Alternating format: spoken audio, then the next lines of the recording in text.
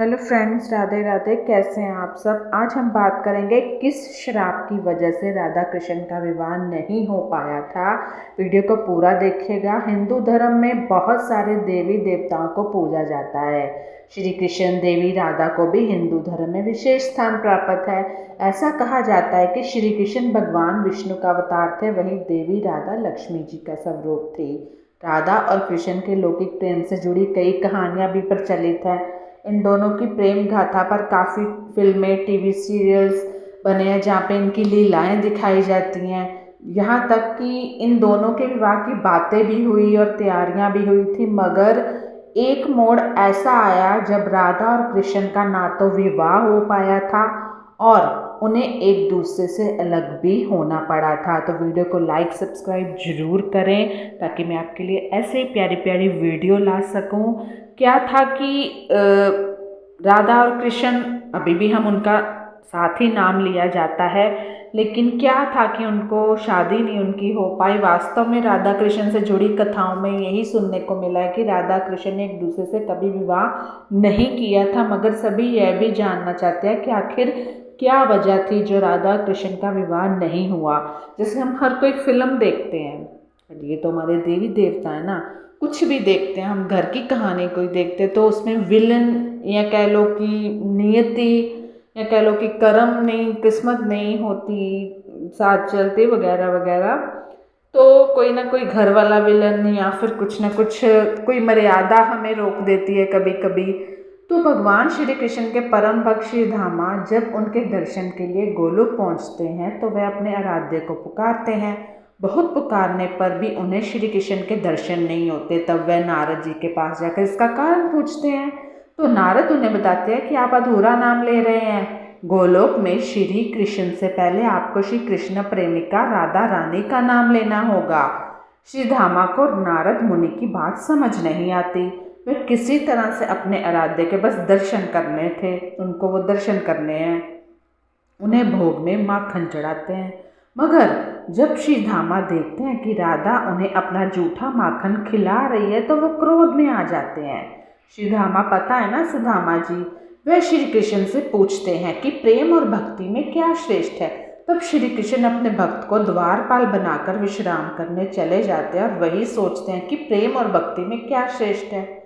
श्री कृष्ण को जब कुछ समझ नहीं आता तो वह राधा को याद करते हैं और राधा भी उनके पास दौड़ी चली आती है, मगर श्री धामा उन्हें अंदर नहीं जाने देते। दोनों में तर्क वितर्क होता है। जैसे ही राधा कृष्ण के पक्ष में प्रवेश करने वाली होती है, श्री धामा उन्हें 100 वर्ष तक श्री कृष्ण को भूल जाने और मृत्युलोक में रहने का श्राप देते हैं। श्री धामा के श्राप के बाद राधा को पृथ्वीलोक जाना होता है। श्री कृष्ण भी अपनी राधा से मिलने के लिए पृथ्वी पर जन्म लेते हैं, मगर राधा को गोलोक का कुछ भी याद नहीं होता। ये कथा है उनके श्री धामा से जुड़ी हुई, जिसको मैं कहती हूँ कि अपना जो प्रेम होता है, हम अगर कोई दूसरा व्यक्ति करे तो हमें भी थोड़ी जलन कह लो या कुछ भी होती है। तो इन कथाओं से ना ये भी एक शिक्षा मेरे को आज मिली है कि किसी का भी जीवन आसान नहीं है। इवन हमारे देवी देवता हैं, उन्होंने भी बहुत सारा संघर्ष करा है। भले राधा को गोलोक के बारे में कुछ भी याद नहीं होता, मगर श्री कृष्ण उन्हें सभी कभी सपने में तो कभी आंखों में गोलोक के दर्शन कराते रहते हैं। राधा को भी कृष्ण से प्रेम हो जाता है, मगर राधा के बाल सखा एवं महापंडित उग्रपत के पुत्र आयान को भी राधा से प्रेम होता है। वह राधा को हासिल करने के लिए श्री कृष्ण को मारने का प्रयास करता रहता है। राजा कंस के साथ मिलकर वह श्री कृष्ण को राधा से दूर करने के लिए एक के बाद एक असुर बुलाता है, मगर राधा कृष्ण को लग नहीं कर पाता।